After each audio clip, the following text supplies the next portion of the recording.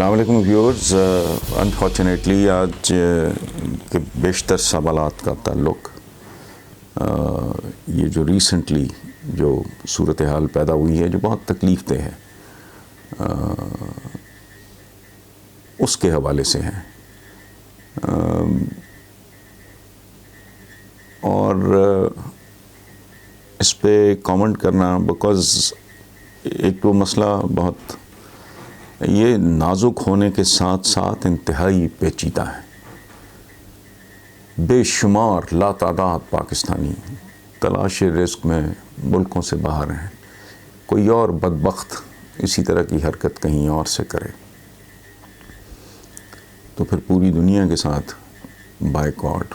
مقروض ملک ہے, ہمیں کس کس خانے میں دھکیلا گیا ہے پاکستان کو. تو یہ وقت ہے تمام قوتوں کو یکجا ہونے کا, متحد ہونے کا اور مکالمہ کرنے کا,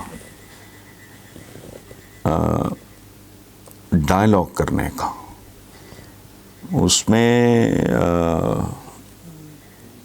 میں نے پہلے عرض کیا کہ یہ بہت پیچیدہ مسئلہ ہے. پروفیشنل سے بات کی جائے, وہ ایکسپلین کریں. بہت ہی طویل لسٹ ہے.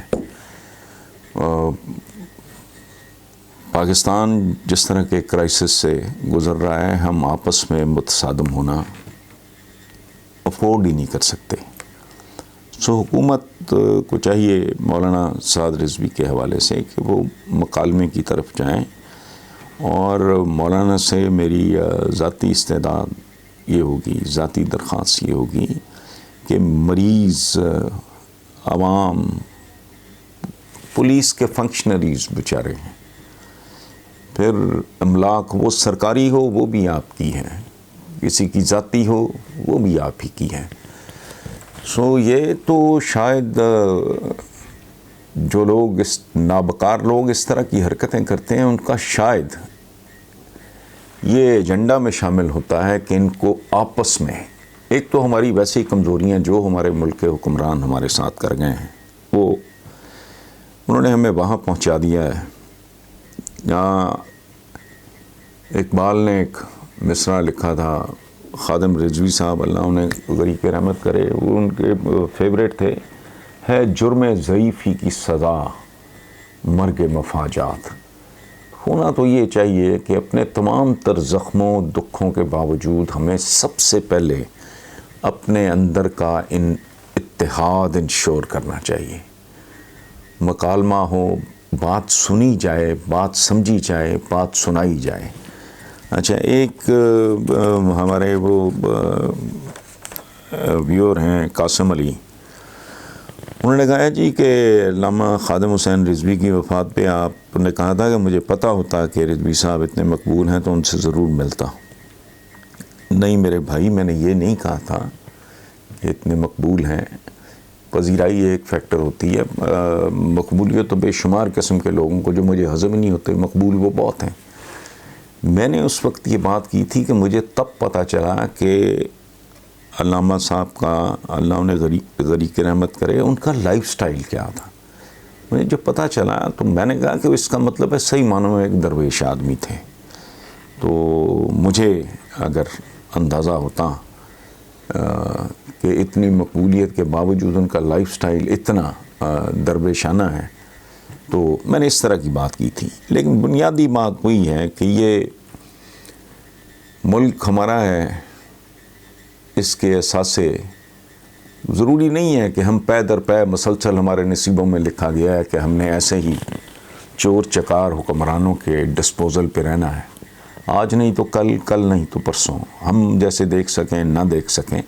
ایک دن اس ملک نے ان چنگلوں سے, ان دلدلوں سے بہرحال باہر نکلنا ہے. گزارش میری صرف ایک حکومت سے ہے, وہ یہ کہ مکالمہ, اس سے بہتر چیز کوئی نہیں. اور میں نے ان کی بھی تعریف سنی ہے. ان کے کچھ احباب میرے پاس تشریف لائے تھے, میری طبیعت نہیں ٹھیک تھی, تو مولانا سعد رضوی سے بھی کہ حکمت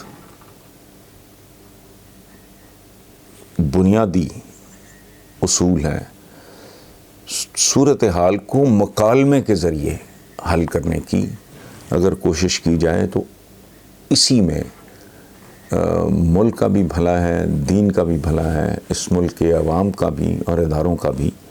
سو پلیز اگر ہو سکے تو مفاہمت کا، مصالحت کا، مکالمے کا رستہ اختیار کیا جائے. یہ تو ویسے ہی ہے جیسے میرے باپ کو اگر کوئی برا بھلا کہے تو میں اپنا ہی گھر اجاڑنا شروع کر دوں. سو دونوں طرف سے بہت زیادہ تحمل، بردباری اور توازن کی ضرورت ہے. اس سے زیادہ اس مسئلے پہ اور میں کیا کہہ سکتا ہوں. جاوید علی خان صاحب کا گجرانوالہ سے، وہ کہہ رہے ہیں کہ جی مولانا صاحب نے پیپلز پارٹی سے درخواست کی ہے کہ وہ پی ڈی ایم سے علیحدگی کے فیصلے پہ نظر ثانی کرے. کیا مولانا صاحب اتنے بھولے ہیں کہ اب بھی ایسی باتیں کر رہے ہیں؟ جاوید علی خان صاحب، یہ ہمارا ایک بہت بڑا المیہ ہے اس پورے ملک کا. ہم بے شمار لفظ ایسے استعمال کرتے ہیں جن کے ہم معنی پہ کبھی غور ہی نہیں کرتے. پاکستان کا سیاستدان ہے ہی نہیں. کبھی غور کریں اس بات پہ.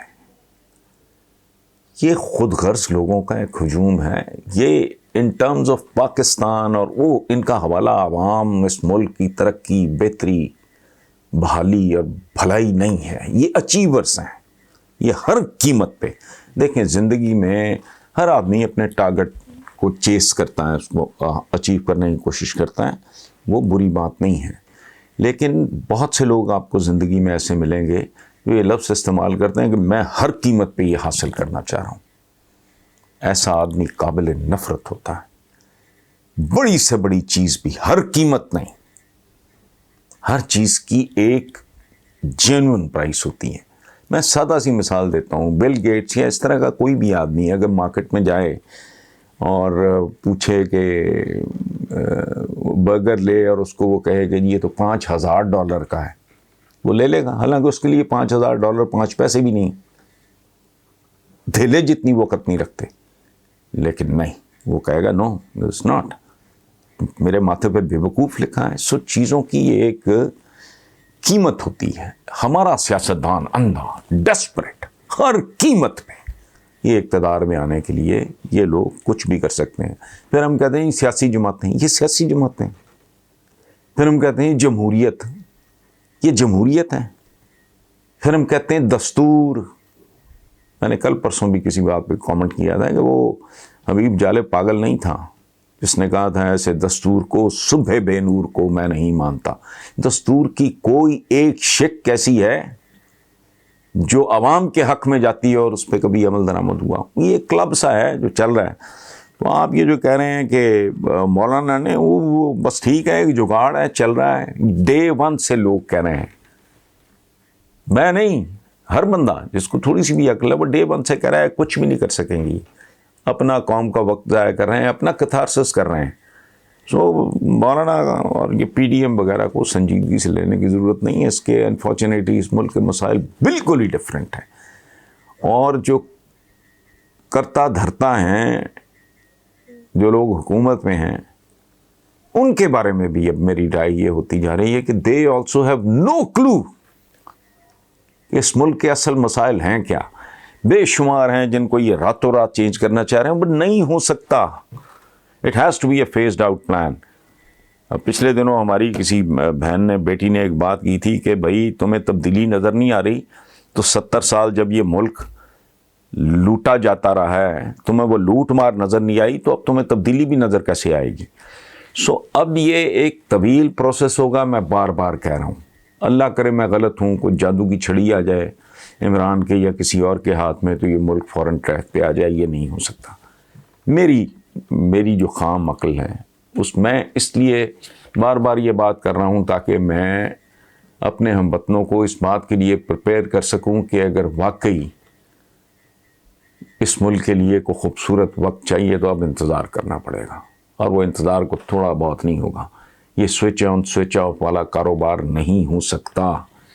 یہ گھپ اندھیرا ہے اور آپ نے ایک بٹن دبایا اور روشنی ہو گئی. یہ نہیں ہونا, یہ لمبا کام ہوگا. ڈاکٹر لبنہ خان ہیں اسلام آباد سے, وہ کہہ رہی ہیں جی حکومت نے ایک بار پھر نئی مردم شماری کروانے کا فیصلہ کیا ہے. میرا سوال یہ ہے کہ کیا پاکستان کے موجودہ حالات کے تناظر میں مردم شماری ہی اہم ترین کام تھا جو باقی رہ گیا ہے, جبکہ آبادی میں اضافے کی رفتار کا حکمرانوں کو علم ہی نہیں ہے.